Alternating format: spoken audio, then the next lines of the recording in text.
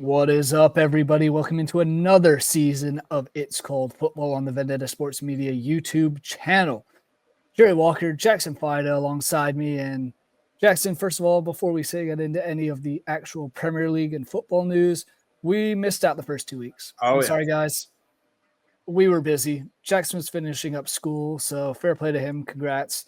Thank you. I've been busy doing God knows what, but we're back. After 2 weeks of the Premier League season, we're gonna skip over a bunch of the transfer news, but we are gonna recap like what's happened in these 2 weeks, who's impressed us, who's been disappointing. We're gonna talk about the Premier League's extremely disappointing EFL Cup performance the last couple days. One team we're gonna laugh at that I think it's one of Jackson and I's favorite topics. Man U fans, open your ears, you're gonna like this. And then look at a couple matches this upcoming weekend, and we'll finish off with giving our predictions for the entire Premier League season, as this is our first episode of the new 2025-2026 Premier League season. We're back. We've made it. It was a long summer, Jackson. Before we get into any of this, how you been? How's the summer been? Oh, it's been good. Finish it, like you said, finish up with school. Now sitting in that crippling hole of unemployment in the meantime.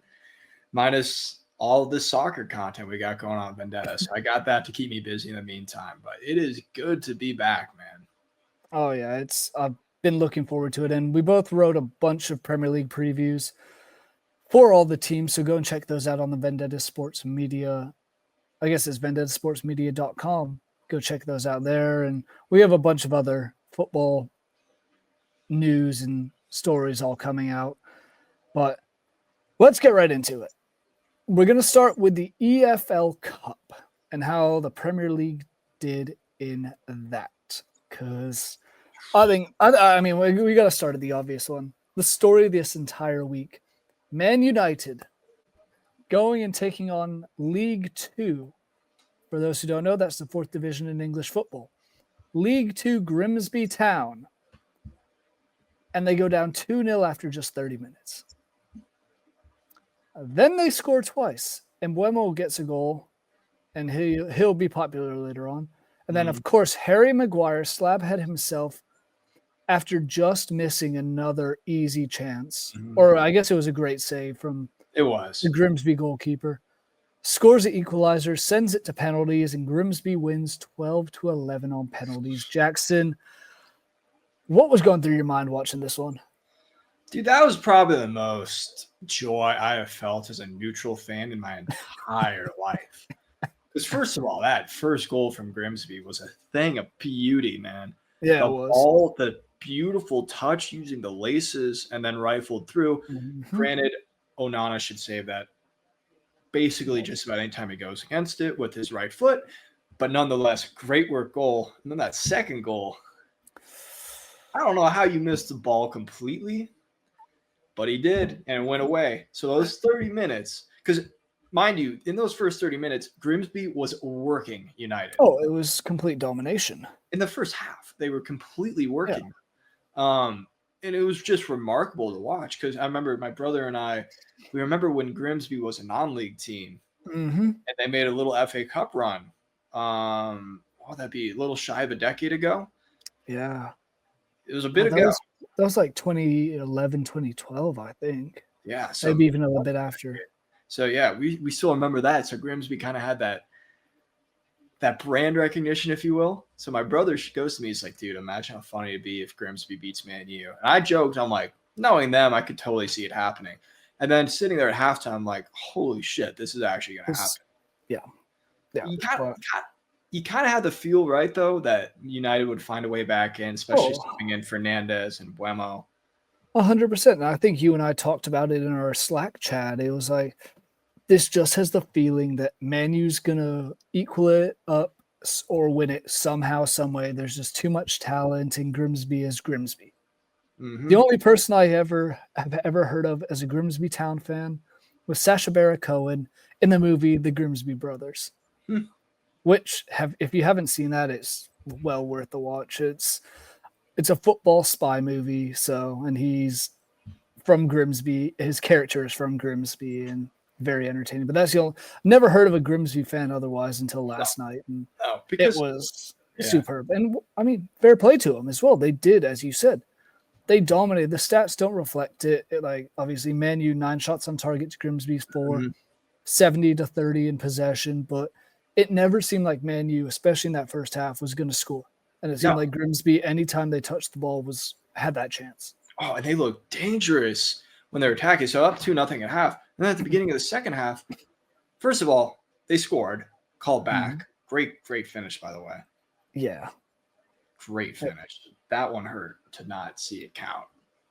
And then right before that, a brilliant little counterattack move where United looked all over the place defensively. Grimsby gets in the box, perfect little cutback, and it's going on target if it weren't for, I forget who got his head on it in United.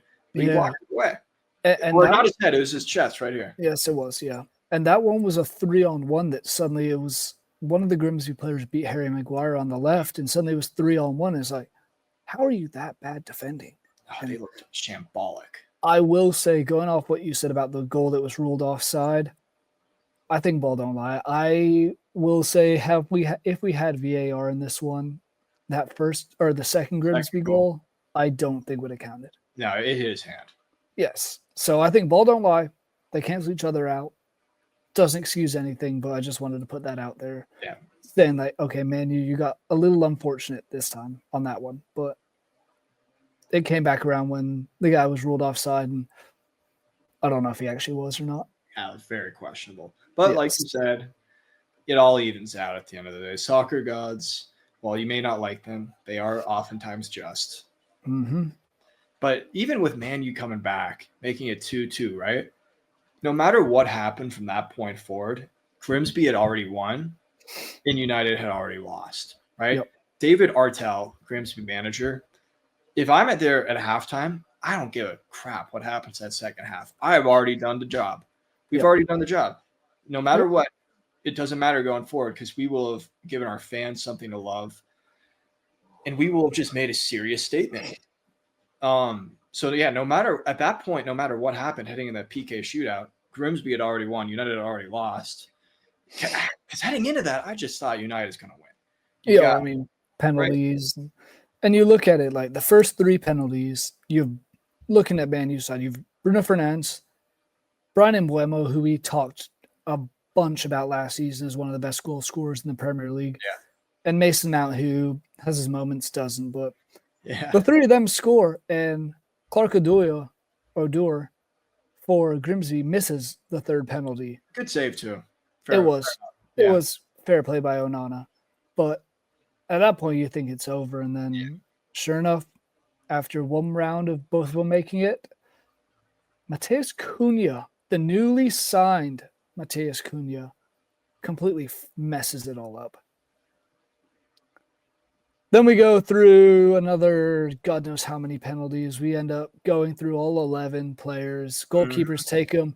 And those were, I will say, both goalkeepers had very well taken penalties. Dude, I thought, okay, did you see the run-up that Pim had for Grimsby? It looked like he's getting ready to kick a field goal, an American field goal. I was like, oh, gosh, he's blasting this over. And we saw what his comment was after the match. Oh, I'm a little bummed. I'm a Man United supporter, so I'm a little furious with myself.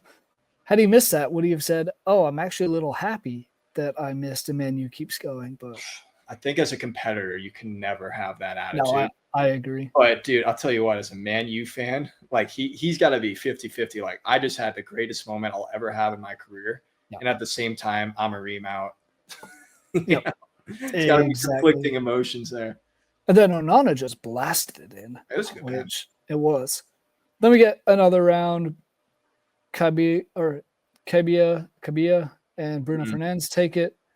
Dara Burns scores for Grimsby, and then Brian Mbeumo hits the crossbar, and Man United loses. As a new signing, do you think, what do you think is going through his head now? And what is your reaction to a brand new signing who they just want to spend a bunch of money on? And I know it's the EFL Cup. It's not the FA Cup, but it's still a cup. And you're out after one match because your 2 new signings Cunha and Embuemo missed the penalties. Yeah, interesting right there. I don't think he should be too down on himself because that was not his fault. First of all, he got the first one back. Good goal, good finish. And then he scored his pen. Yeah. He scored his PK. At the end of the day, excuse me, your job is to make your PK. Your job isn't to make 2 PKs. That's kind of an anomaly. Like you very rarely see PKs go past the 11 takers. And if Onana had stronger wrists, he never would have had to do it. Because and going off that, he had multiple times where he had a hand on it or 2 hands on it in one case, and it just found the back of the net either way. So, I mean, missing PKs in the shootouts, that's just part of the game. I think it sucks, though, for him that he didn't get it on target, technically. Yes. He hit it off the crossbar and out. That's the part that's going to suck. That's probably going to eat him up a little bit because, especially as an attacker, you pride yourself on your ability to at least put it on target. You know? So I'm sure he was. I mean, you could see the disappointment on his face afterwards. And I would say good job to Bruno Fernandes for what he did afterwards. I will give him props for that, where he ran over in the midst of all the Grimsby fans running on the field and getting it in Buemo's face. Bruno kind of came over and looked after him. That's what a captain does, but too little, too late. Yeah. I will say this. This is just the reality of sport in general. You're going to have crazy upsets every now and then. And it sucks. It sucks from a United fan perspective. But I honestly don't think – I think you just need to give props to Grimsby and move on. It's kind of my thoughts on this. You know, it's one of those days. And granted, I think Amorim was out of his depth in this game, which was insane to see because I always back him as being a good manager. And I always was saying on the show that he just needs time. My opinion on that shifted quite a bit, but I still don't think you need to go ahead and do what I've seen a lot of United fans suggesting yet. I don't think you need to have a complete change of direction just yet. I agree. And I guess that brings me to my next. I have 2 questions for you. We'll start with the one on Emery, and it's you see him not watching the penalties. Yeah. Does that give and you played in the NCAA, you played Division I football. So does that give you do you think that gives the players like a lack of trust from their manager with the fact that he's not even watching the penalties? And then obviously there's that meme going around of him playing around with the board as well, not watching. So it's like, do you think there's a little bit of a trust lack from that? I think it could happen. I think because professional is different than anything else, right? I mean, these dudes, they do it for a living. They're the best in the world. And if your manager seems like he's out of his depth in a League 2 game against Grimsby Town, that could have negative effects on the squad in general. I'm not saying it will. No, I agree. And I think that might just be how he behaves in a situation like that, where you're in a PK shootout against Grimsby. You've already kind of suffered a serious embarrassment no matter what. And you just can see the hole getting dug deeper if you lose. Yeah. I don't know. I think it could have a negative impact. There's only one way to find out, though, and that's over the next few weeks, you know? Yeah, and I mean, they have not the toughest match in the world. They're playing newly promoted Burnley, but Burnley is on a 2-match win streak now. So that's something to have a look at as well. Yeah. And I mean, one of them was in the EFL Cup. They did beat Derby County 2-1, but they also beat newly promoted Sunderland. So it's not the 2 biggest wins, but 2 wins are 2 wins. The other question I had for you is Man United goes out and they sign, beating out Newcastle, beating out everybody else for Benjamin Sesko. They spend $89 million on him. He starts as your striker. He's meant to be your star striker. He takes a 10th penalty. So you're saying everybody on the pitch except the goalkeeper is better than him at penalties. Did that surprise you? It really did. Going 10th right before Onana means that you are severely unconfident. Yes. And as a striker, that is not a good sign. I get he just joined the club. I'm not saying he's got to go first. I get it. I know, 100%. Yeah. But, like, you were brought in for one reason, that's to score goals. If you're not And I don't think there's any reason that on paper Amarin puts him that low down. I think there must have been such a confidence discrepancy that it's 100% it. For him to go that far down, he definitely said to him, I do not want to take a penalty kick, which is not a good sign for a striker. I was thinking this during it too, because I'm like, I wonder who they're going to go 10th. I completely forgot he was on the field at this point. Because, you just would assume he'd be in the first 5, realistically, if he was on the field. And seeing him go 10th, I'm like, ooh, I thought he was going to miss. Because I did too. And I think that would have been a huge start to his Man U career. I think fans would have turned on him instantly already. Dude, I mean, just going back. And I think it is very worrisome. That is more worrisome than the loss. Yeah. In my opinion, because that's a sign of things possibly to come. Again, the loss happened. Don't get me wrong, that's freaking worrisome as hell. But it could get compounded by the fact that your star striker, right, that you just bought in for, like you said, damn near 100 million, is not even confident enough to take a PK against Grimsby Town. Yep. And it's one that it's like, Man U came out with a solid lineup, in my opinion. Like, it's one that you should very well. You have Sesko, who has plenty of international experience, Cunha as well, Diallo, Dalot, Harry Maguire, who I knew Harry Maguire was going to score after the first corner laid on, the one that we talked about where he just missed it. It's got that slap. Yes. And then Kobe Mainoo played a great part in England's last European Championship run, where they lost in the final to Spain. But it's like, there's on paper, this team wins 10 times out of 10. Yeah. But it wasn't the way. And they weren't the only one. I'm going to move us on for Man U because we could talk about the issues at Man U and rant about Man U forever. We've been on this topic for like 15 minutes because it was just I know. And that is the thing. This is the biggest news in this first part of the season across the Premier League, across the Cups, just across all of English football. But then we have two newly promoted teams. I'll start with Sunderland. They get promoted. They play Huddersfield. And I will say, we can touch on some of their first matches. Their first match of the Premier League season, they come out and win 3-0 at home to West Ham. They looking incredible. And that's what, as you said before we started the show, they looked really, really good. Then they fell 2-0 to Burnley somehow, which I think this is the first time all three newly promoted teams have had wins in the first 2 weeks in a decade. Mm-hmm. And then they go and play Huddersfield, who was relegated last season to League One. And again, lose on penalty kicks. And it was one that they did everything right, and it was just a good save by the Huddersfield goalkeeper at the end. But anything you want to take away from that match? I typically, when I see newly promoted teams lose in the Cup, I will say Huddersfield is a League One side now. Yes. Is kind of interesting because, I mean, I still remember the Aaron Moy Premier League days. Yeah. Glorious. Yeah, it was. Right. When I see newly promoted teams get cup set, it makes more sense to me. You know, I will say that, but it's still, I mean, that's not how you want to get going, man. You want to at least win a game or two, you know? Yeah. Like, especially against the League One side, you started the season pretty well, right? That nice little win, and then you do this.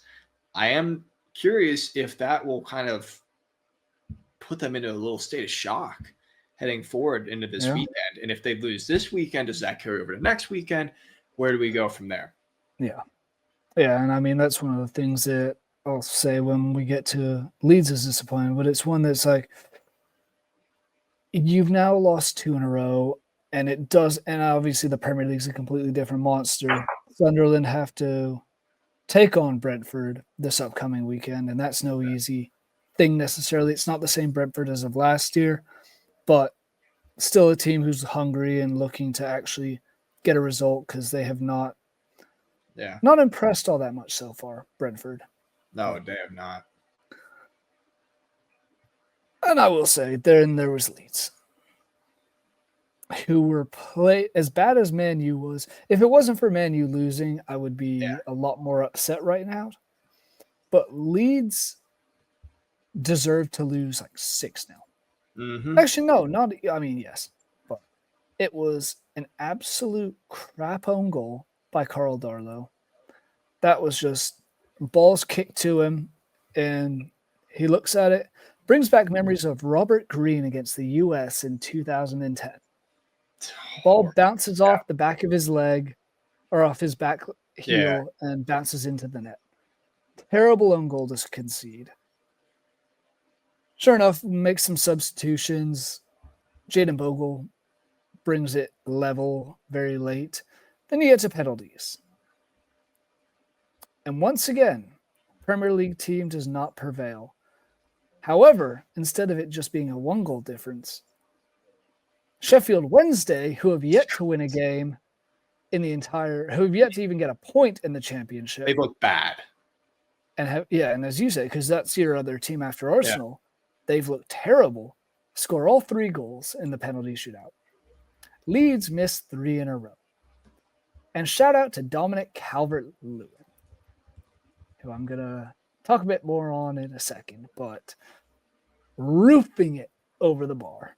Not even close. Hit a full performance. But what did you, as a Wednesday fan, as a kind of Wednesday fan, were you excited about that? Dude, that's freaking awesome. I felt bad for you, right? Because it's not like Sheffield Wednesday is my main team. It's not even like I follow them religiously. It's more one of those I check in, see how they're doing, watch their games when I can, when they're on Paramount Plus. Mm-hmm. They look good. And I will say this, heading into the shootout, I felt incredibly confident because that man in goal, Ethan Horvath, is a dog when it comes to PKs. I didn't think Leeds wouldn't score though. I mean, that's bad. If you lose 3-0 in a shootout, that is horrendous. You know? Yeah. Like, I'm sorry, that is horrendous. So I get losing, right? I mean, at least Man U, every single player, bar 2 of them, out of the 13 takers, made him. That's actually a pretty good performance. And as you said earlier, one of them made one and then missed a second. So it's like, but missing all 3, it wasn't even like it was bad. It was good misses or good saves. Like one of the saves I will say was actually pretty good save. The other was a terribly taken penalty that was saved, and then the other went 45 feet over the bar. Not even close on that. But it is what it is. Leeds, turn it around and focus on the league. I guess that's kind of the moral for Leeds. But before I go into a brief rant on them, I want to just say there wasn't all bad for the Premier League. Fulham and Everton both won 2-0. Fulham beat Bristol City. Everton beat Mansfield Town. And I don't know if you saw the video.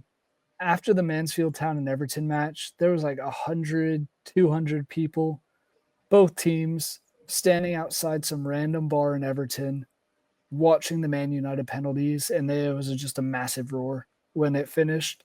So I think that's very funny. I love how a mutual hate for United brings people from very different backgrounds together like no other. Oh, 100%. And for no reason, but it does. Other Premier League teams in action in the EFL Cup. Burnley beat Derby County 2-1. Took a little bit of a miracle. It was a 91st minute winner for Burnley, but they survived. And then Bournemouth lost to Brentford 2-0 at home, and Wolves came back incredibly with an 82nd and 84th minute goals to win 3-2 against West Ham, who have looked just atrocious. Potter out, baby. Potter out. Do you think it's too soon for that? Yeah, I just see the writing on the wall. Yeah. Yeah, it's been bad, but all these teams, other matches that were of interest in the EFL, Wrexham, everyone's favorite team in the US because of Ryan Reynolds, scored a 92nd minute winner to beat Preston North End on the road, which I will say, anytime there's a late goal, it's always fun. But I'm going to take a second and just rant about Leeds. I know you've been itching to do this as you're reading through. I mean, since it was going through the Wednesday, newly promoted sides. You look at Sheffield or Sunderland, you look at Burnley, they've spent money in right places trying to fill holes. I don't think necessarily they're great teams, but Leeds have spent money on players who are either very inexperienced. So spend good money on the defense. Let me put it that way. Defense is good. Brought in a bunch of good players, couple internationals, a Swedish guy, a Slovenian international. Then you move to the attack. You bring in multiple players who are injury prone, or by that, I mean consistently injured and barely play. We just got rid of Patrick Bamford today, so that's a step in the right direction. About time on that one. Oh, I know it is, but fair play to him. He scored damn near 20 goals in his first season in the Premier League. I think he finished with 17. So, but he's gone. Noah Okafor, who was signed by Leeds, continuous injury issues when he was at AC Milan. Terrible signing so far. I mean, it's also so early that it's one of those things. Joel Peru, who has been at Leeds for the last few years, he's a great striker in the championship. He won the championship golden boot. He's not a Premier League striker. So he needs to get the F out of the club.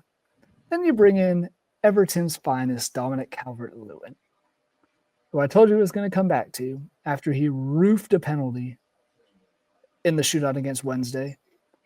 Besides that, he had 3 shots where he was probably within 7 yards of the goal, including one where there was, I don't think, anyone in front of him. Missed all 3. So it's going to be a very, very, very, very, very long season for Leeds, especially at the moment where Ethan Ampadu, the captain, and honestly, arguably best player in the midfield, is out at the moment. Likely coming back after the international break, but it's potential ACL injury.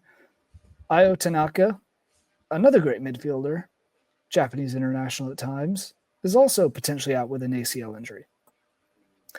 Meanwhile, we have Leeds fans booing their own player in Jack Harrison, which rightfully so. I went to the Leeds friendly against AC Milan in Dublin where Jack Harrison made his return. I booed him as well. After what he did, leaving and coming back, crawling back, hasn't been performing well. It's going to be a long season.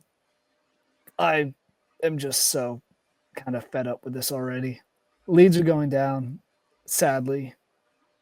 I don't actually know if I think that, but we'll get into our predictions later. But it looks so poor. And one of the best players from last season, Ramazani, he's now heading off elsewhere. So just wanted to rant. Leeds, the ownership, there's still time left in the window. Need to go and sign a true attacker. Need to sign someone with an attacking head. That's it. I'm done. It needed to be said, man. It needed to be said. And even if it didn't have to be said, it was like something I wanted to get off my chest and rant a little bit. So it doesn't happen very often. And it's been since we started this show, I don't think we've talked about Leeds and in the Premier League. So no, we haven't. It's been a couple of years, so no. Yeah, and after last week's performance against your team, Arsenal, I don't know where goals are coming from. And with that being said, it was Arsenal. It's Arsenal. You expect to lose that one, but you were having a field day that day. I will say there's no way in hell you should allow a 15-year-old to cook you in the box. So that's all I gotta say. That was when I'm like, all right, that's poor. Yeah, that wasn't great, but he's a 15-year-old who's going to play for England. So fingers crossed that's potential for the future. But hey, man, he's got a bright future, I'll tell you that much. Oh yeah. Anyway, moving on from that, we're going to have a look back at the first 2 weeks of the season. As it stands right now, 3 teams are still unbeaten. Arsenal, Tottenham, and Liverpool. Yep. And all 3, I mean, it's kind of not surprising. I'm not going to lie. Tottenham, I guess, is a little surprising, but the way they looked, but also you look at it, they beat Burnley 3-0. Then Man City away, that was a big one, I will say.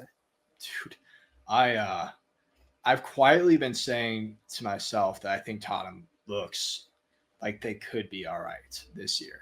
Not saying they're going to go and win a trophy or anything. That'd be ridiculous. Let me see. How many trophies have you guys won in the last? Yeah, they're doing better than 2 us. Yeah, I'll give them props on that. We're doing really good at being good, but never winning shit. It's fair play to Tottenham, I guess. But yeah, dude, they had to beat Man U, so that's not saying much. I know. Sometimes like this, I'm like, God, maybe we should just finish in like 7th place and go run it up in the Conference League. Yeah. Did you, just before you go into that match and all, did you see Chelsea was given a new trophy in the last couple days? Yeah. What was it? They're the first team in UEFA to win everything. Yes, and it was something like UEFA made them a new trophy. I'm just pulling it up right now. And because after they won the Conference League this past year, they had won the Champions League, the Europa League, the Conference League, the UEFA Super Cup, and the UEFA Youth League. Yeah. So they were given some new UEFA Cup Winners' Cup. That's what it was. Where I was looking at it, I'm like, where did this shit come from? Yeah, so it's one that UEFA made up. So all right. Everyone gets a trophy at this point. It's participation. Not us, but other than that. Yeah, that's fair. Even we won a trophy. No. It's rough out here, man. It's been my entire life. Yeah. But hey, you were alive for the Invincibles. Yeah, I wish I could remember that, man. Fucking hell. The first time I could really remember, yeah, we were consistently qualifying for Champions Leagues, but at least then we were winning FA Cups. Yeah, that is true. We were pretty good. We had a really good stretch of FA Cups under Wenger, and then as soon as Arteta took over when we first won it that very first season, and then ever since it has been an absolute desert in North London. Yes, it has. But back to Tottenham and Man City, like, were you shocked that happened? In a weird way, again, my brother's a City fan, and he was literally saying going into this, I feel like we lose because we just always play like shit against Tottenham. Yeah, that is a good point. It's this weird universal truth that Tottenham always finds a way to do well against City. Even if it's a 3-3 draw, like that one game that was phenomenal. Oh, yeah. They always find a way. And this game, it was just more of the same. First of all, self-inflicted. James Trafford, the hell are we doing, man? What are we doing with that? I'm going to sound like an unk here, but this whole passing out of the back thing. Oh, I think it's stupid. When you're a goalkeeper is the dumbest thing ever. Just hoof it to the other side of the fucking field. They can't score when it's in their half. Yeah. That right there was shocking beyond belief. And it wasn't even that match. It wasn't even just that match. I saw other matches in the Premier League and other ones in different leagues and European qualifiers where it's you bring your two center backs to the two corners of the 6-yard box. Then you decide just to pass it to them from the goalkeeper. And then it's, suddenly we're under pressure. Shocker. Who would have thought of that? Yeah. Also, Brennan Johnson goal. Horrible tracking back. Horrible awareness. Lack thereof, actually. He kind of just waltzed on in. Freaking Rico Lewis fell asleep. So that was poor as well. The City lost this game because of mental lapses. And I'm going to give a lot of props to Tottenham because, first of all, I think they got the perfect manager for a side like them in Thomas Frank. I think he was a very good hire, and he had them ready to go. And honestly, I'm not that shocked that it happened because without Rodri, we see what City does. And that's performed very inconsistently. So I'm not surprised at all. Yeah, I'm kind of with you on that. It's like Tottenham always seems to be that weird team that Man City can't necessarily always beat. And sure, they definitely have a winning record over the last few years, but anytime it's like matters, they somehow mess it up or something in the league at least. Yeah, and also I think this whole goalkeeper situation is just not healthy for anyone in the club. Yeah. And what do you think? Do you think Donnarumma is the right move if City does go and get him? Because Yeah, I don't. I think Donnarumma is one of the best goalkeepers in the world at the moment. I don't think he is know. the best. I think Yeah, he is the best, but he doesn't really fit a Pep Guardiola archetype goalkeeper. agreed. You know what I mean? With his feet. So it's interesting. I wonder if he changes things up a little bit, which at the end of the day, I think a goalkeeper is a goalkeeper. You want them to save first. So I'd rather have someone like Donnarumma who may smash it out of bounds every now and then versus someone like Ederson who last year looked absolutely inept when he actually had to make some saves. Yep. So, I mean, And that's what I would say on that. yeah. What else? And I know we're only 2 weeks in, but what else has surprised you about the Premier League this season so far? I think the fact that I can't pick an exact three that I think are going to get relegated Yeah.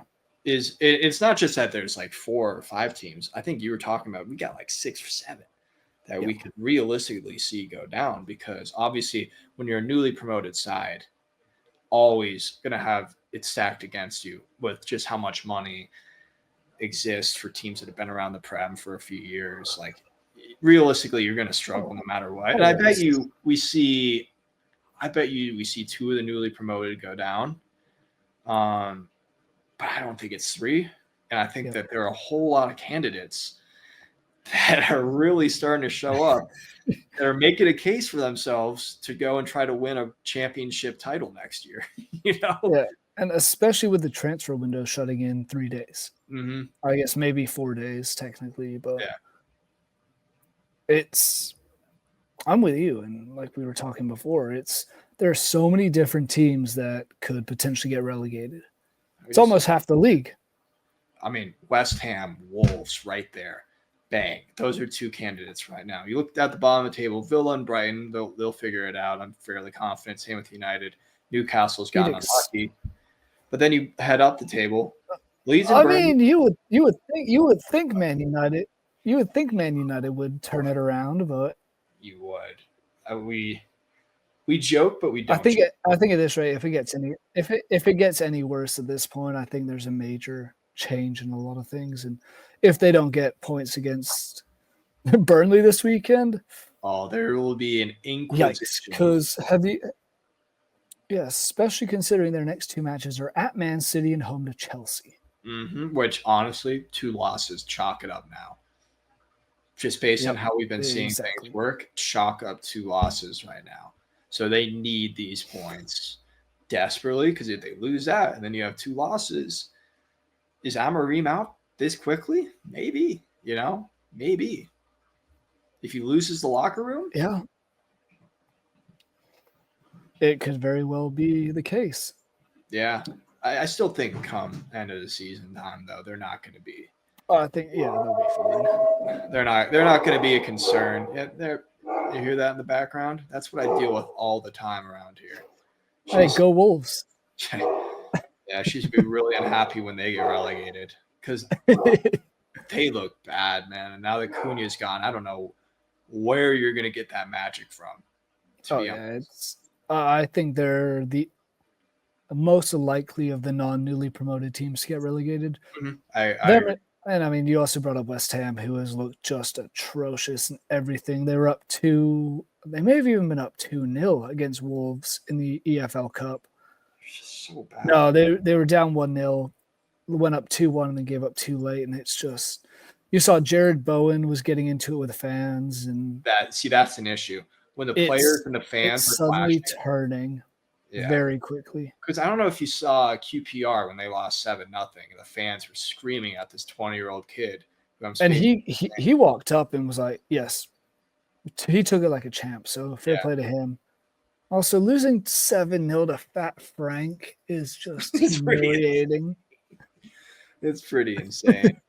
But no, I mean, when you're seeing those clashes, though, and to be fair, Bowen's a damn good player. Oh, 100% he is. But at the end of the day, if you're seeing those clashes this early on, it's just not good. They already have a -7 goal difference after 2 games. Yeah. I mean, that's bad, man. It's not looking good, but you have anything else you want to say about what's happened before we move on to what's upcoming this weekend? Yeah, I mean, we'll talk about our predictions here in a little bit, but I feel like after the top four, there's just so much ambiguity, and I Yeah. just don't. At this point, I can't see where things are going to go. You know what I mean? And that's honestly a good thing. I'd rather see a competitive league. I'd rather see it like that versus go a little further south and you know exactly what's going to happen all the time, every single season. Mm-hmm. So I do think that that's a good thing. And this is one of those years where I generally don't know what's going to happen because we had teams that did really well last year that you didn't expect, like Forest. How are they going to perform? You've got obviously the Newcastles, the Villas. It's going to be fun. And I think the thing that's kind of surprising me is that I just don't know what's going to happen based Yeah. on the first couple of games. Yeah, I mean, like I said, it's only 2 matches, but I'm extremely curious once we get into European competitions, Yeah. how some of these mid-table, typical mid-table teams who are in Europe, because I think it's what 9 Premier League teams are in Europe this year, something ridiculous like that. I'm curious to see how their depth holds up and what happens. Are you going to try and make a European run, or are you going to try and do something in the league or other cups? There's a lot to be played with, and I mean, like as of now, it's only 2 weeks, but from 12th place up to up to 6th, all have 3 points, Mm-hmm. very even, very close. It's going to be a long and fun season. We have 36 more matches to go, and I cannot wait. Yeah, I've got high hopes for this being one of the most interesting, exciting seasons that we have seen in a long time with a title race that goes down to the wire. And we don't just have 3 teams just getting absolutely battered at the bottom like we've kind of seen recently. Yeah. And you brought up the title race, and I think our match of the week this week is a perfect summary of that. Liverpool is hosting Arsenal. As we said, both teams have won their first 2 matches. Certain players have looked good on both. We'll get into those completely, but it's like this is a very big game to have 3 weeks into the season, considering what could happen down the line, because this could be a difference maker between the two. They could. Yeah, really could. From the Arsenal side of things, what are you looking for? What have I guess you liked so far this season and expecting in this Liverpool match? Because at Anfield won't be easy. No, it never is. And I mean, just the nature of playing at Anfield, you already go in expecting Liverpool to be favorites, if anyone is, to get all 3 points. It's just the reality of it. From an Arsenal perspective, week 1, match day 1, not very good. But what I was happy with is, despite playing like ass, found a way to win. Yes. You know, and that's at the end of the day, that's what really matters. And then match day 2, we looked really good. Unfortunately for your boys, we looked really good. We were flowing in attack. Oh, yeah. But the issue is we're already dealing with injuries.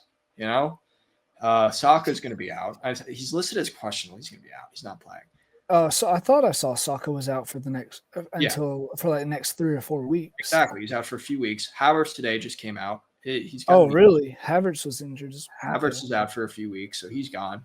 Then you have the Odegaard injury as well. Odegaard is.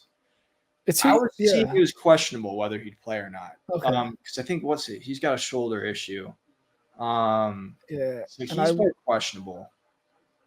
And I would doubt. I don't know if you've seen anything, but I would doubt Eze, the new signing from Crystal Palace. I doubt he's ready to go yet for this team. Play. At least do anything. Yeah, exactly. Consequence. Norgard's still out, and then Gabby Jesus is still out. Ben White's also questionable. So we actually got a lot going on already. And to be fair, I feel a lot more confident this year in the depth that we have. I'm very happy with the business that we've done. I think this is one of the best transfer windows I've seen from us in my entire lifetime in terms of going after what we need. I think Zubimendi's a godsend. I think he's fantastic. Gyökeres, what we've already seen from him, looks very promising. That first goal he scored, very nice, because he was an absolute ghost in the first game. So very nice. Yes, he was. Dude, he was non-existent. He was bad. But looked very good second game. Always good to see that. And then you just look at the overall depth that we have now. I feel a lot more confident. But we're still playing Liverpool, the defending champions, at Anfield. We're missing our best player in Bukayo Saka, who, even if he doesn't score, will create chaos because he's just so damn good. Yep.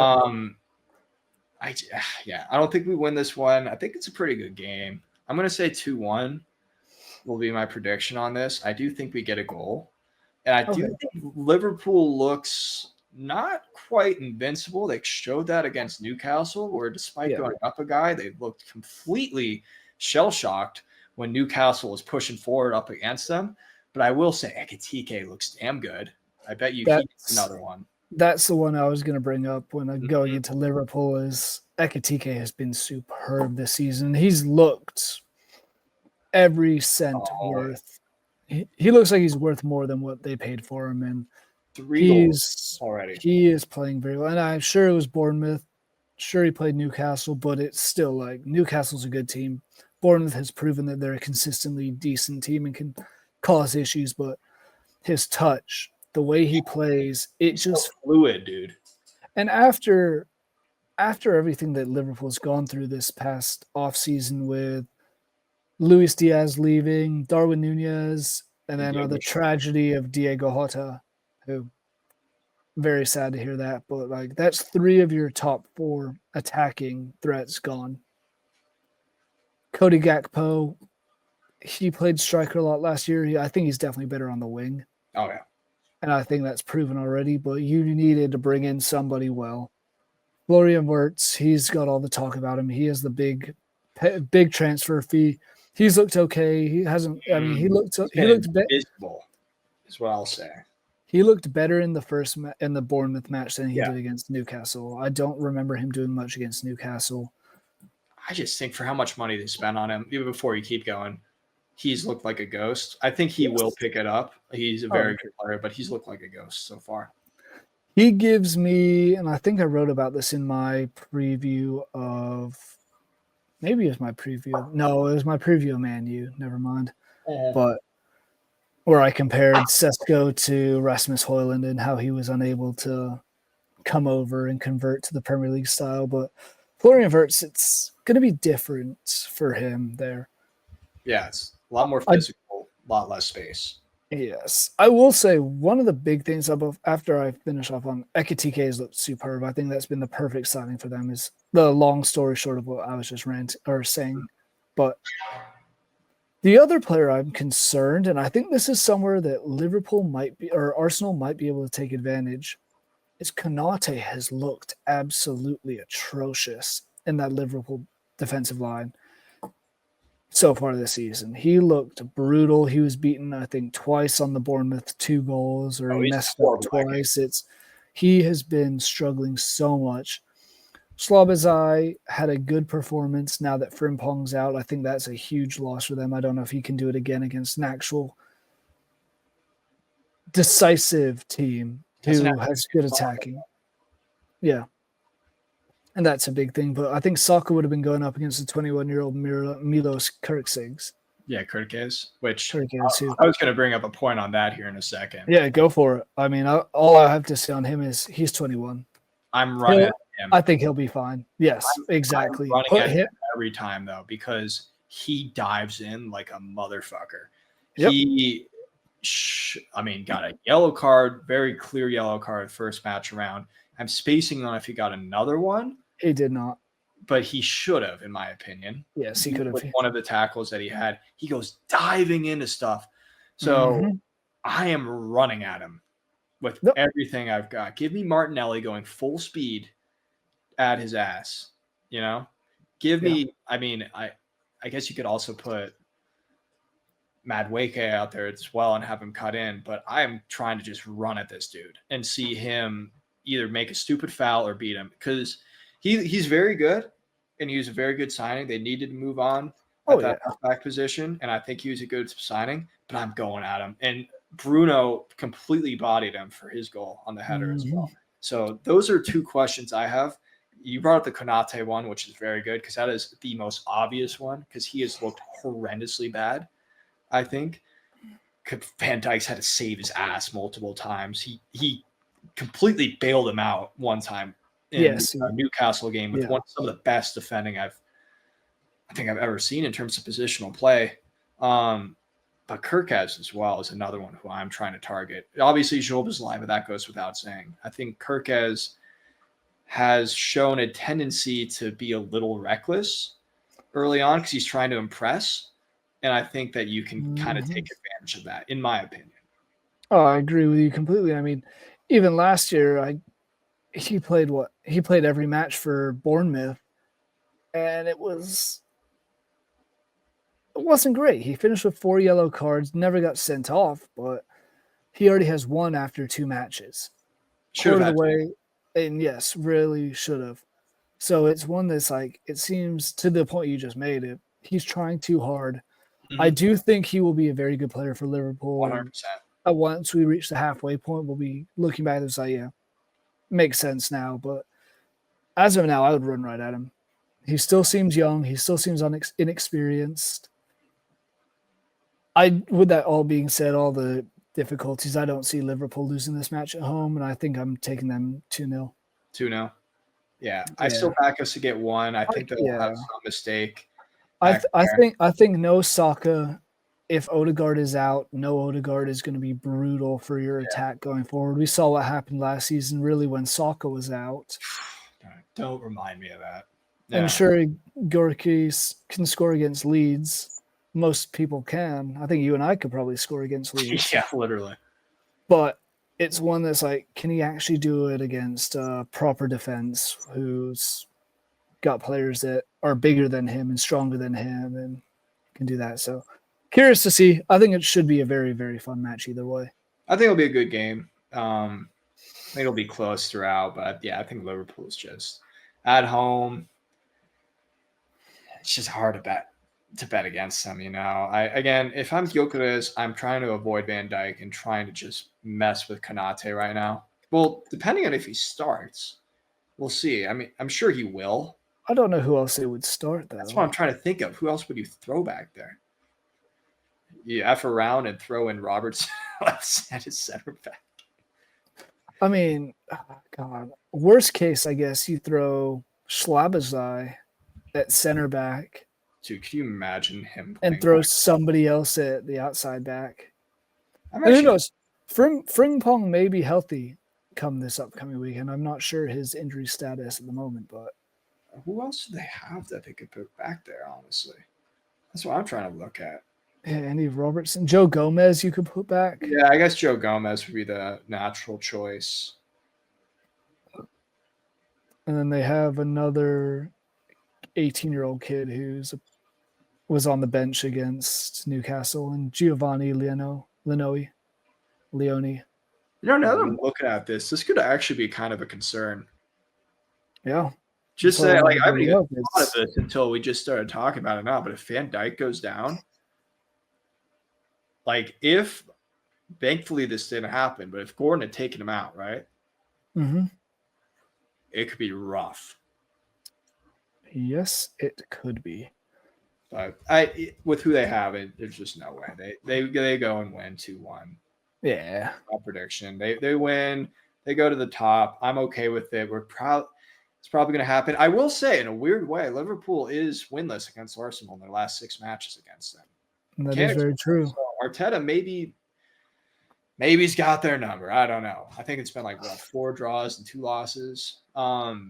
But for Liverpool, from a Liverpool perspective, but I think they win this one, and I think a lot of it to the Jota motivational factor for their attackers, and Mo Salah, especially, is going to really carry them.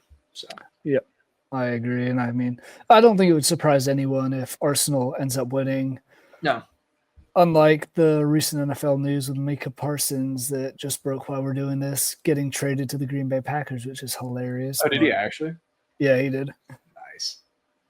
So I may bring up some college football. We're both big college football fans for those who don't know. Boise State kicks off in 20 minutes. Yeah, I know. So we may bring up some college football stuff later on in the show. But moving on down the Premier League, the other 2 matches we were looking at, Chelsea, the first one is Chelsea hosting Fulham. In a very local derby there. What are you expecting from both sides in this one? You know, I'd be inclined to say Chelsea, which honestly I am going to say Chelsea. But honestly, they haven't really it's hard to say this after they just won 5-1, but they still haven't passed the eye test quite enough for me to be fully on board with them yet. But I think they'll get this done. I think Fulham's still a good side. I really do. I think Fulham deserves more respect than people often give them, but I think Chelsea's just so strong now. And I'm just going to throw this out there. We have shat on Chelsea and their transfer business for a while now. They actually did good. They actually did good this year. They did good, and their strategy of just signing players has kind of worked out financially. They have made profits on just about every single, and not just profits, like substantial profits. Yep. So maybe, I mean, shit, we were all here it wasn't just us. We're talking about people who do this for a full-time living on CBS, on BBC, on Sky, going at them for their transfer business, but they've made a profit. And because of that, they went and won a Club World Cup. They're back in the Champions League.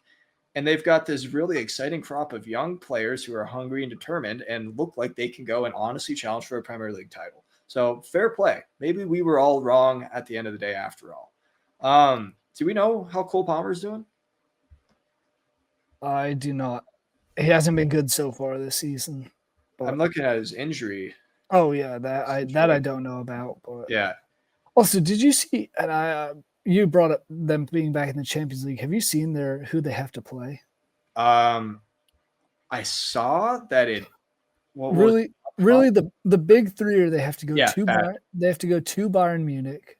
They have to go to Napoli, the reigning Italian champions, for I think a second year in a row, and have to host Barcelona. That's not easy. Yeah. Plus, they have to make a trip all the way to Azerbaijan, which that's a match they should very well win, but that long trip will take a toll. Yeah. Yeah, that's actually tough. Now I'm looking at it. I saw Arsenal's. I'm actually pretty happy with what we got. I haven't seen. Yeah, I mean, we got a pretty good one. We play Bayern at home. Our toughest one is Inter away. Oh yeah, that's not bad. We can take that any day of the week, considering we're in pot 2. I think we don't have to travel to Kazakhstan. They come to us, which is massive, by the way. Up the Kazakhstanian team for the first time ever. I think we have the most Eastern team in this Kazakhstanian side. Astana, yeah. Yep, the most Eastern team to ever qualify for the Champions League knockout or group stage, league stage, whatever the hell you want to call it. And we also have the most northern team in Bodø Glimt from very far north in Norway, who has also done it as well. So we haven't even talked about this really that much, but those Champions League qualifiers, to see Kairat go through, to see Paphos, the Cypriot, the team from Cyprus, to see them go through, and then obviously Qarabağ. I know they've been in it before, but it's not a constant thing. I mean, it's still fun. Yeah. Anyway, back to Premier League. I like Fulham in this. I know they're on the road, but you look at the teams they've played so far. Yeah. And it hasn't been the worst. It's been Man U and it's been Brighton. And that was Brighton when was on the road. Yeah. The only goals they drew both of those. So it's not impressive. They're not winning exactly, but they have looked very good. They ran Man U off the pitch in that match. Yeah. Unfortunate bounce for the own goal against Man U by Muniz. Otherwise, they win that one pretty easily. Yeah. In my opinion. And then the goal against Brighton was a penalty, which Muniz came up and was a hero, scoring a 96th minute equalizer. So they've had moments, and Emile Smith-Rowe has looked very good so far, in my opinion, for them. So I'm not ultimately I'm not going to take Fulham to win, but I think they make this a very, very difficult game. I think Chelsea win 1-0 or 2-1. I think it'll be a 1-goal game, but it's one that this Fulham team is one that I think we could see finishing the top half of the Premier League. Yeah, come the end of the season. I agree, and I kind of alluded to that when I said I think they deserve more respect than people generally give them, because they're a damn good side, and I think Marco Silva's done a fantastic job at the helm. I just think Chelsea I really like what I see from them. It still haven't quite passed the eye test for me in terms of actually going at the title just yet. But I mean, their attack looks so good. Neto, Esteval looked really good when called upon. He looked Yes, he really did. good. He's what everyone expected. Oh God, who's the guy at Madrid? Why am I blanking on his name? Endrick? Yes, he's Yeah. what everyone thought Endrick was going to be, where he immediately comes in and has an impact. Yeah. There's a reason the Palmeiras fans were saying he's actually way better than Endrick, and it's looked like that so far. I think part of it too is he seems a little bit more grounded than Endrick and some of these other youngsters coming up. He seems very grounded, seems like he's got his priorities in line already at a very young age in terms of his religious beliefs, in terms of his family values, stuff that I've seen highlighted, and just seeing his upbringing. I think he's got a very, very exciting, bright future ahead for Chelsea and the rest of his career. He looks good. João Pedro. He's looked very good so far. So I like Delop as well. Mm-hmm. Yeah, like Delop has been. We saw what he did with an Ipswich team last season that was really, really not good. He was the only kind of bright spot. It felt like a lot. Yeah, it was, and I think he could have a very good year if he kind of finds his groove and continues playing. And yeah, I think after the first match going 0-0 with Crystal Palace and really playing like an absolute snooze fest, there wasn't a whole lot to be excited about. I think Chelsea has to be looking up, but I also think that's a little bit of a hangover from playing so many matches this summer with the Club World Cup and all that. Yeah, no, I agree on that. And I'll say that's something else that I'm gonna probably bring up when we talk about our season predictions. And as far as teams go, it's like there are some teams who have played a lot more this summer than others, and that one of those teams that hasn't played much is the team I think will potentially win the league. So it's one of those things that's like it makes a difference. And it's like when we had the World Cup in 2022 in November, December. Some of those players are playing a bunch. Man City has Erling Haaland sitting at home for 4 weeks doing jack shit. He comes back healthy, and we saw what he did. So, moving on, anything else you want to touch on this match? I think basically said it. I'm back in Chelsea. Give me 3-1. I actually think they kind of run riot a little bit, but I think Fulham does get a goal. Yeah. I think at this point, because we want to do some season predictions as well, I think we just go into our predictions for the rest of the match week, if that's what works for you. Let's hop into it. It's not like any of the games outside of, honestly, the two we talked about are that enticing. So. Yeah, and it's a rather unexciting week. Start off with the team we've talked a lot about today, Man United hosting Burnley. I don't see how they lose. I mean, I see how they lose, but I don't think they will. I think Man U wins this. I think they have to win this is more of a thing. I think Ruben Amirian thinks he has to win this, so I have them winning 2-0.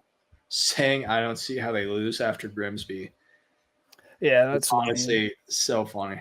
But I think they win too. I think they turn it around. I think they're pissed off. I think they win. Honestly, I don't think it's very good. I'm going 2-1. I think Burnley finds a way to get some kind of goal, but I do think they win. Yeah. Sort of the same about seeing Man U actually win a match for once, which, come on, Burnley, mate. No, I know. Yeah. Come on, Burnley. Go on, Burnley. Sunderland and Brentford. I don't. It depends on what Sunderland team we see. Is it the one that was on the road against Burnley, or is it the one we saw at home in the first week of the season against West Ham? What's your expectation from this match?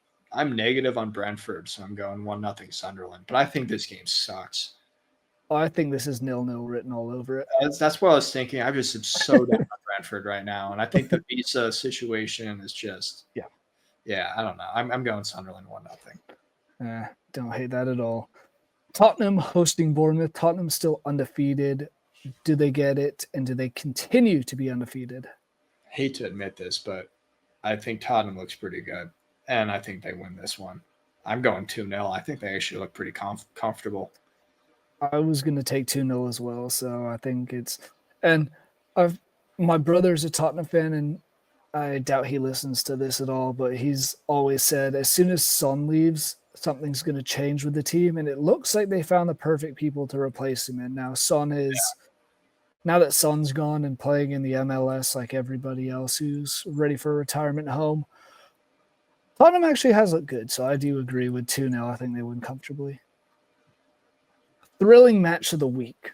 Wolves hosting Everton. Oh my gosh, yeah. Everton got a win last time out in their debut match at their new stadium, which I was in Liverpool. I walked around it. It looks pretty impressive from the outside, but can't see what it's like on the inside. It also at the same time looks like the Vegas stadium where it's Vegas Raiders, where it's like a glorified toilet bowl. That's kind of the architectural trend recently. I don't understand why we want it to look like a bloody toilet, but yeah. But they look good against Brighton and had some points. I think Everton's slightly better. I'm going to say 1-0, and I think it's probably like an own goal or some lucky bounce because I think Wolves are just that bad. I'm liking seeing Grealish have more freedom again. Yes, you know what I mean? I think that's really fun to watch just as a football fan in general. You want to see players like that. He had 2 assists in the match against Brighton. Yeah, they were good. The second one, he laid it off, and he basically had nothing to do with that absolutely wonderful strike. But the first one, he was very good assist.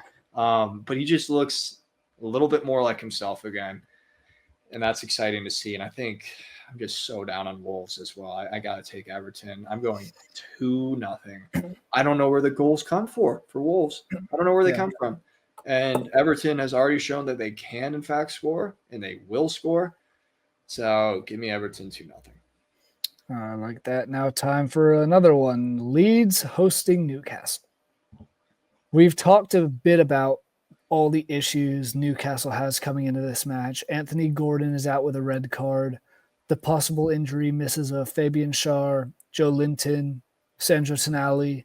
Obviously, all the BS that's happening around Alexander Isak, which we haven't even had time to get into today. But that's something that we will talk about as soon as we know what's happening. I mean, once the window closes before next week's episode, we'll know. So I'm sure we'll have a lot to talk about on Isak. But what are you expecting in this one? Or what do you think is going to happen? Even if they're missing Tonali, even missing Gordon, they still win. Yeah. I don't think it's anything crazy. I think 2-0 and it's a late goal. But I think Newcastle's a good side, and despite losing that game, they look damn good against Liverpool. You know, with 10 men. With 10 men before they did not look good. I will say they did not look good at all with 11 men, but once it went to 10, it seemed like they figured something out. I feel like until the first goal, I thought they looked all right. Okay. And then as soon as that goal went in, I think it just – then you're like, well, because they had a lot of chances early on. Gordon had an insane amount of chances early on. Not saying they were great chances, but they were chances nonetheless. But then, like you said, the second half with 10 men, they looked dangerous the whole time. And I feel like they were pretty unlucky to not get something from that game, considering the circumstances, considering they brought it all the way back, and then you let a 16-year-old on his Premier League debut, which, by the way, what a freaking leave that was. God, yeah, it was. But beautiful play. It is insanely good. But I think they looked really good. I think they could take a lot of confidence from that. I think even with their issues, they still get it done. But I don't think it's like what happened to you guys against Arsenal. I think you look a lot more in it. I think you have chances. And I think the second goal comes very late on. I think it's very competitive up to that point. Yeah. Solely because I have to. In the first show we've had, I think the first show we've had together, because I think when Leeds was in the Premier League last time, it was when I was doing this with somebody else, but I have to take Leeds in this one. I'm going to go 1-0, an absolute crap goal again, but maybe 2-1, but Newcastle didn't look good with 11 men against Liverpool. They looked even worse against 10 men against Aston Villa in their opening match of the season. So Newcastle, it's more they haven't impressed me, and now they're losing 4 of their top players.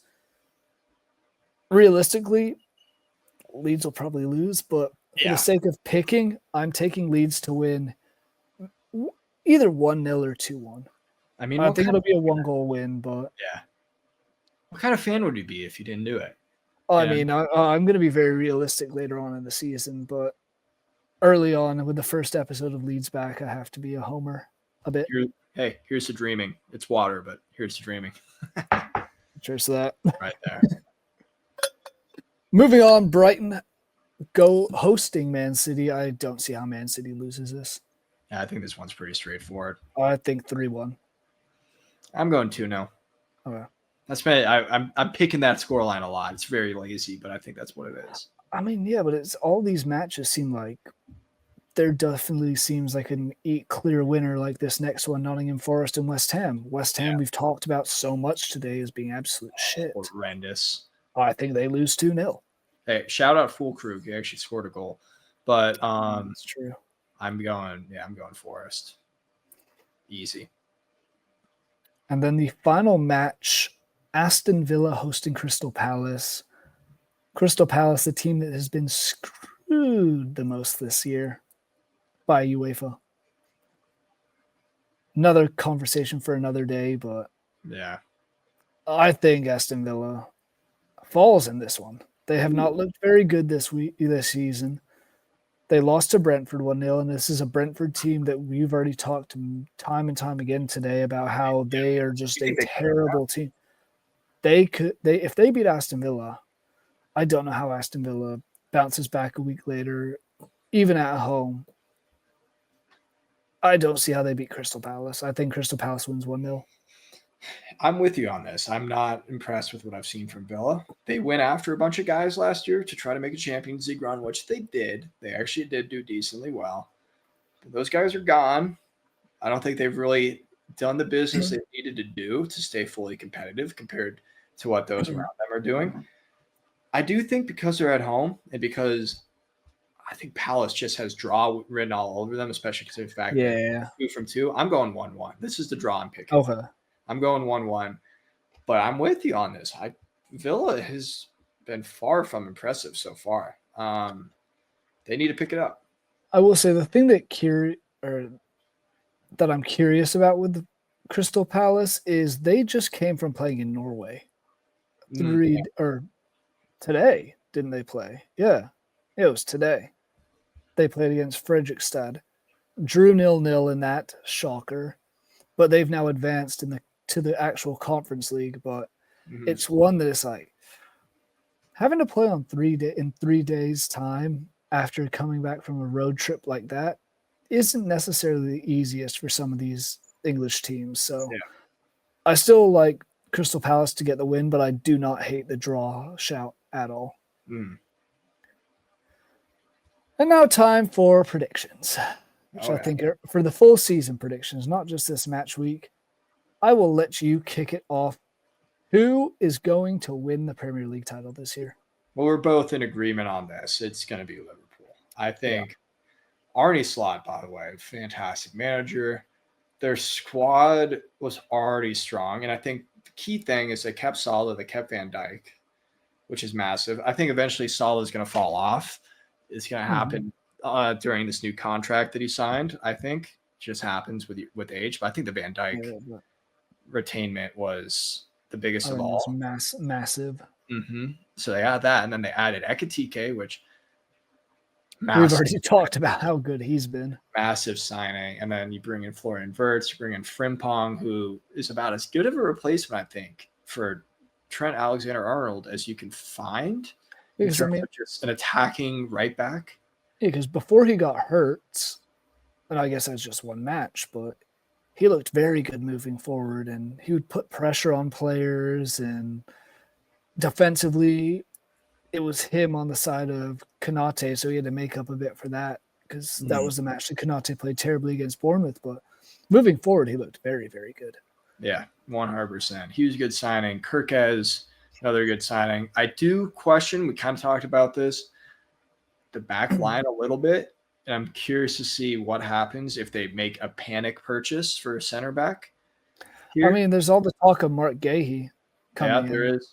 which is looking very likely. So I think that's another one that could actually benefit them with the depth. And he would slide into the starting role, I think. I think he goes. I think he goes in over Konate. Yeah, agreed. How Konate is playing. You get him in, it's hard to feel like anyone else is going to beat him. And I mean, you don't even need Isak. I'm just going to throw this out there. If I'm Liverpool, why do I need to spend all that money when I've got Ekitike, he looks like a very similar player, and he's in very good form right now. Why go and spend all that money on someone who could be a problem down the line? Because he's proven to be a problem with his current club right now. Like, what happens when the only reason I think you bring in a guy like Isak is for the depth, because you are obviously going to be playing Champions League, both the EFL and the FA Cup, plus the league. That's someone that you don't have to play Ekitike week in, week out. And say he does go through a cold spell. What then? But I think that's the only reason they bring in someone else. I don't think it'll be Isak. I think they will find somebody else up top, but I'm not sure if it's going to be Isak. I think the issue with Isak as well is if you bring him in, does that screw up the dynamic? You've got a good one going with your attack right now, with Ekitike leading it. You bring him in, is that too many cooks in the kitchen? Do you think if Isak came in, they have to start Isak over Ekitike? You obviously don't have to, but I think it's basically implied because you're going to have to spend damn near $200 million on the dude, or pounds, I guess. You kind of have to, or else why are you spending all this money for a backup? So that's why I like your shot right there that you go for somebody else. I do think they'll go for somebody else.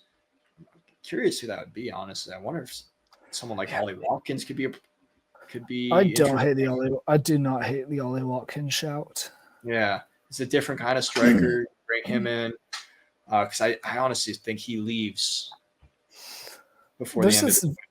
I've heard this Victor guy is looking to have another move already. I imagine. No. But all right, after Liverpool, who do you think finishes in the top 4 for their Champions League spots?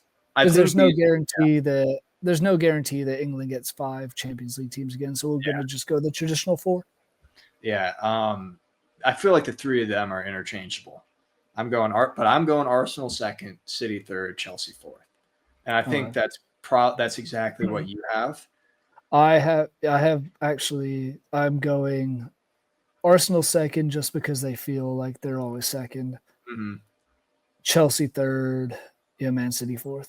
Okay, and I really think I think Chelsea is going to be locked in at 3 for me. I could see Man City finishing 2nd and Arsenal finishing 4th, but that's the only flip-flop I would do. Yeah, so we both have the same top 4. Yeah, exactly. And at that point, it doesn't really matter that much except for a little bit extra prize money. Yep, 100%. And we could talk about who do you think? Do you want to talk about who do you think is going to get the other European spots? But it's like we don't know if it's going to be 5. It's just so hard to know. You know what I mean? Like, we could go ahead. I think the team that you'd favor to just miss out on Champions League in 5th place, assuming England only gets those 4 spots, would be Newcastle. And they did that last year where they finished in 5th. And I think in terms of squad quality, that makes sense. I think that's who I would back personally to finish there just on paper, but I don't think it'll end up that way. All right. I'm not going to lie. My computer was lagging, so you're good. I trust what you said. And all I said is I think if I had to... it again. Oh, no. We're almost at the end. We may have to... Yeah, we may just have to go to... Because what did you say? Who did you say for 5th and 6th? And is that what you just said? 5th, I got to go Newcastle just based on paper. Oh, it's happening again. Hey, you're good right now on my end. I think we're back. Yeah, it just keeps cutting out on. That's all right. We can speed through this a little bit.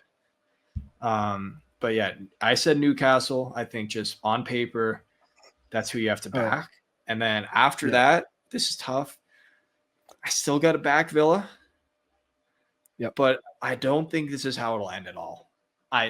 This is just like no, if I agree with Newcastle. Oh. Yeah. Yeah. I honestly think Tottenham finishes 5th and then Really? Newcastle 6th. You're so If right. I had I to pick right completely now. forgot about So Tottenham. I think think that'd Tottenham be does have Arsenal. a good chance of doing something. I actually like to switch mine around. I think that's the gunner in me. I'm going Tottenham 5th, Newcastle 6th. I'd switch that around. Okay, so yeah, same thing. Yeah, I So spaced we on pretty it. much have the same top 6. Yeah. This is where I think we'll have a difference. Who gets relegated? Sunderland. I'm backing them to go down. Yeah. Burnley. I'm backing them to go down. This could be foolish, but I think Leeds stays up. In a weird way, I think Leeds stays up. Barely, but I think they stay up. And I think Wolves goes down as well. I think those would be my 3. I think Sunderland finishes bottom, Burnley second to bottom, Wolves third, Leeds finishes 17th. That's my feeling. Fair enough. I have 2 similar teams to you. I have Burnley finishing bottom. I think they go down. I think Sunderland survives. Ooh, I see. Interesting.